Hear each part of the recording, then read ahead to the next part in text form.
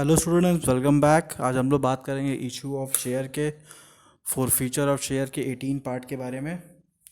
तो सबसे पहले हम लोग जो कल आपको क्वेश्चन दिया गया था उसको आप लोग देख लीजिए, आपने सही सॉल्व किया है कि नहीं। ठीक है, तो हम लोग ने जो अभी क्वेश्चन लगा रहे थे उसमें क्या था कि जब शेयर फोरफीट हो रहा था तो जितने शेयर फोरफीट हो रहे थे उतने शेयर री इशू नहीं हो रहे थे, उससे कम शेयर री इशू हो रहे थे। तो उसको सॉल्व करने के लिए आपको एक फार्मूला दिया गया था जिस पे आपको रखना था वैल्यू। उसके बाद जो भी अमाउंट आता उस अमाउंट को उठा के आपको फोरफीट अकाउंट में लिख के फिर उसको कैपिटल रिजर्व में ट्रांसफ़र करना था। ये देखिए, ये था तरीका। तो ये वाला जो कॉन्सेप्ट है ये तो इजी, इसमें तो कुछ नया नहीं था। बस यहाँ पे आपको ये ध्यान देना था कितना शेयर हमें इशू करना है। तो इशू वाला सिचुएशन क्या है, 30 × 5 था। 30 शेयर, 30 रुपये का 50 शेयर केवल री इशू किया गया है। ठीक है, 150 शेयर फोरफीट हुआ था, री इशू हो रहा है केवल 50 शेयर। तो 50 × 30 कर देंगे तो 1500 रुपीज़ आ जाएगा। उसको हमने यहाँ पे लिख दिया है। अब देखिए, अब शेयर फोरफीट का ये अमाउंट यहाँ नहीं लिख सकते। अब हमको इसका फार्मूला का यूज़ करना पड़ेगा। तो हमने फार्मूला में यूज़ किया amount of forfeit into number of share री इशू डिवाइडेड बाय जितना आपका नंबर ऑफ शेयर फोरफीट था। फोरफीट कितना था, 150 था। 150 से डिवाइड कर दिया, आंसर आपका आ गया 350। तो आपने 350 यहाँ पे ट्रांसफ़र कर दिया। बस 350 से आपका मतलब है। आपको ये नहीं इसमें दिमाग लगाना सर 700 रुपये मेरे कहाँ चले गए, वैसे 1050 रुपये थे तो 350 आपने ट्रांसफ़र करना है। 700 रुपये को भी आपको ट्रांसफ़र नहीं करना। वो 700 रुपये आपको बैलेंस शीट में ट्रीटमेंट है, वो बाद में आपको सिखाया जाएगा, फिर आप उसका करेंगे। इतना खाली आपको जनरल एंट्री में दिखाना है। अगर बैलेंस शीट बनाने के लिए बोलेगा तब वो आप करेंगे, वो मैं आपको सिखाऊंगा। ठीक है, तो अब आते हैं नेक्स्ट। ये हमारा क्वेश्चन हो गया। अब क्वेश्चन में देखिए यहाँ पे क्या है कि 180 शेयर था और 100 शेयर री इशू कर रहा है और 35 के हिसाब से मतलब 10 रुपये प्रीमियम पे री इशू कर रहा है। तो प्रीमियम पे री इशू कर रहा है तो हमें प्रीमियम में सिखाया गया है कि SPR के अकाउंट में 10 रुपये के हिसाब से 10 × 100 करके SBR में डाल देंगे। ठीक है, तो देखिए यहाँ पे 10 × 100 करके SPR में डाल दिए। इसमें कुछ फ़र्क नहीं किया, जैसे था वैसे था। बस खाली यहाँ पे इसके इस एंट्री के लिए हमें ये फार्मूला रखना पड़ा। तो हमने इसको यहाँ पे रखा, इंटू 100 किया क्योंकि 100 शेयर री इशू हो रहा है, डिवाइडेड 180, 700 आया। 700 में देख के यहाँ पे लिख दिया। तो मतलब आपका ये दोनों एंट्री में कोई चेंजेस नहीं हो रहा है। ये दोनों एंट्री में कोई चेंजेस, जैसे है वैसे करेंगे। लेकिन बस जो लास्ट वाली एंट्री हो रही है उसके लिए आपको फॉर्मूला यूज़ करना पड़ेगा। क्लियर है। अब आते हैं नेक्स्ट क्वेश्चन, थर्ड, जो आपको कल एग्जाम्पल में दिया गया था। इसमें देखिए क्या हो रहा है, 130 शेयर की जगह 75 शेयर ही री इशू हो रहा है।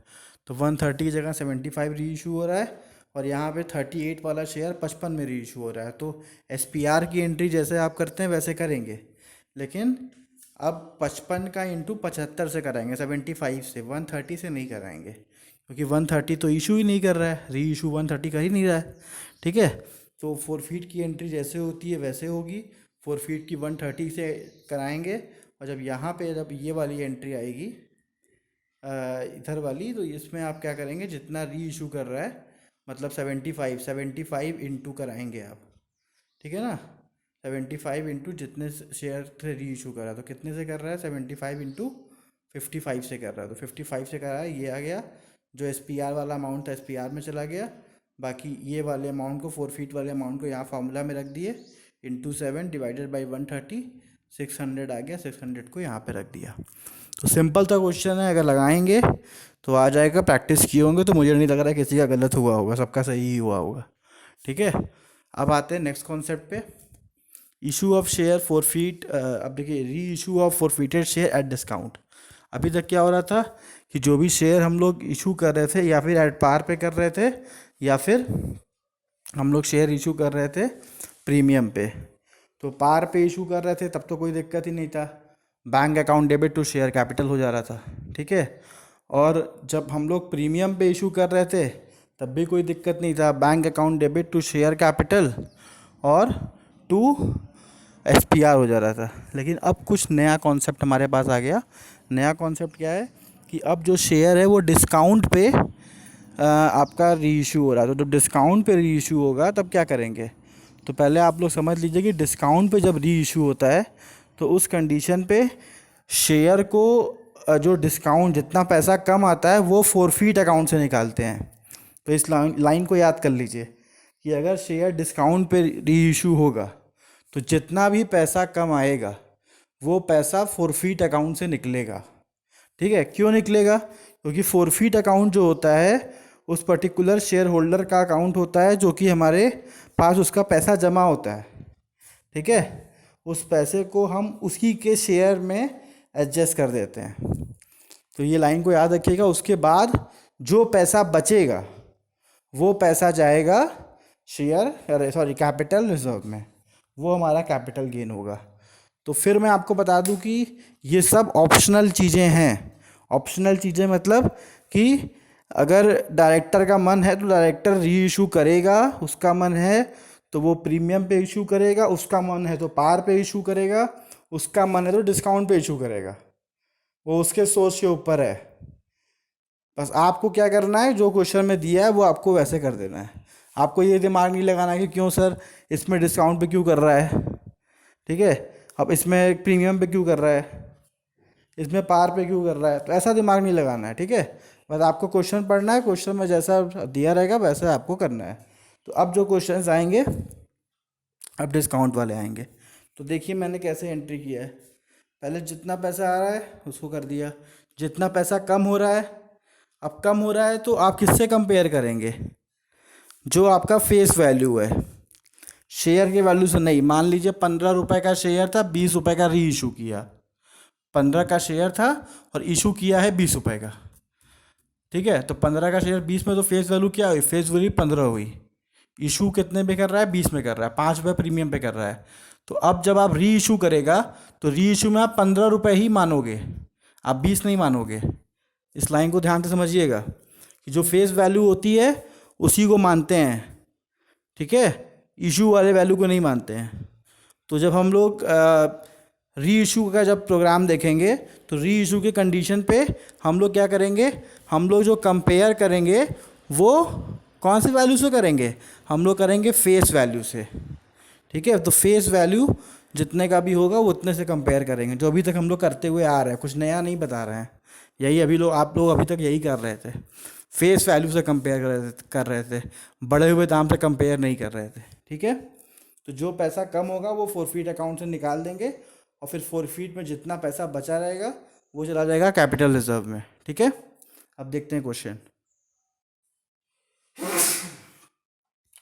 देखिए ये रहा हमारा क्वेश्चन। यहाँ पे 150 शेयर है, 150 शेयर फेल टू पे है और जो शेयर इशू कर रहा है वो 28 रुपये कर रहा है। तो 30 का शेयर 28 में, हम 35 से कंपेयर नहीं करेंगे। हम ये हमारा जो होता है इसको क्या बोलते हैं? Face value. याद कर लीजिए, जो शेयर का ओरिजिनल प्राइस होता है उसको बोलते हैं फेस वैल्यू, और जो शेयर का ये होता है इसको इशू कहते हैं कि ये प्रीमियम पे इशू कर दिया। ठीक है, तो ओरिजिनल प्राइस से जो फेस वैल्यू होता है हमेशा उससे कंपेयर करता है। जब फेस वैल्यू हम बोला करें तो आप लोग फेस वैल्यू का मतलब ये समझा करिए, जितने का शेयर है, ये मत समझा करिए।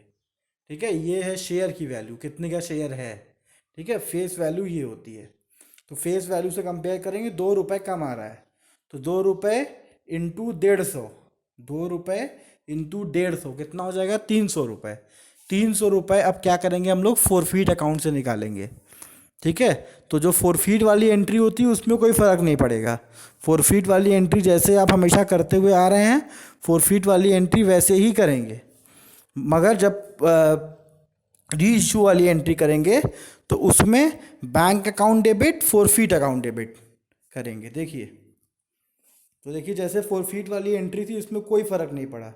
ये देखिए पूरा अमाउंट हमने जोड़ के एरियर में लिख दिया, एसपीआर वाला एसपीआर में लिख दिया, और इन दोनों को जोड़ के इसमें से माइनस कर दिया। ये हमारा शेयर कैपिटल का आंसर आ गया। तो इसमें कोई फ़र्क नहीं पड़ेगा। इसमें जैसे हमेशा आपको सिखाया गया वैसे ही आपको करना है, इसमें कुछ दिमाग नहीं लगाना है आपको। लेकिन दिमाग किस में लगाना है? अब इसमें लगाना है दिमाग आपको। ठीक है, नीचे वाले में। नीचे वाले में अब कैसे दिमाग लगाएंगे? अब यहाँ पे 28 इंटू 150 करेंगे, तो 28 इंटू 150 करेंगे तो आपका आंसर आएगा 4200। और जो पैसा कम हो रहा है 2 रुपये के हिसाब से, वो पैसा निकालेंगे शेयर फॉर फ्यूचर अकाउंट से, टू शेयर कैपिटल में चला गया।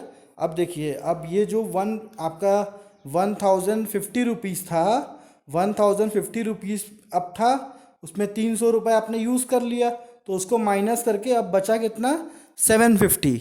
तो आप 750 को केवल ट्रांसफ़र करेंगे। यही आपको सीखना है कि अगर कोई भी पैसा हमने यूज़ किया है, अगर हमने यूज़ किया है री इशू के समय, कोई भी पैसा कम आया अगर हमने यूज़ किया है, तो वो पैसा फोरफीट अकाउंट से माइनस करके फिर लिखेंगे। तो ये गलत मत करिएगा, ठीक है। फोरफीट अकाउंट से माइनस करके तब लिखिएगा। यही आपको इस वाले कॉन्सेप्ट में समझना है बस, ठीक है। तो ये क्वेश्चंस हैं, इस क्वेश्चन को सॉल्व करिएगा, फिर कल आपको इसका सॉल्यूशन और फिर नया कॉन्सेप्ट हम लोग इसके बारे में पढ़ेंगे, ठीक है। प्रैक्टिकल 1 हो गया, हाँ ये आपका प्रैक्टिकल 1 क्वेश्चन हो गया, ठीक है, ध्यान से इसको देख लीजिएगा। ये प्रैक्टिकल नंबर 2 हो गया, ठीक है, ये क्वेश्चन कर लीजिएगा, और ये आपका 3 नंबर हो गया, ठीक है। तो 3 क्वेश्चन आपको दे दिया गया।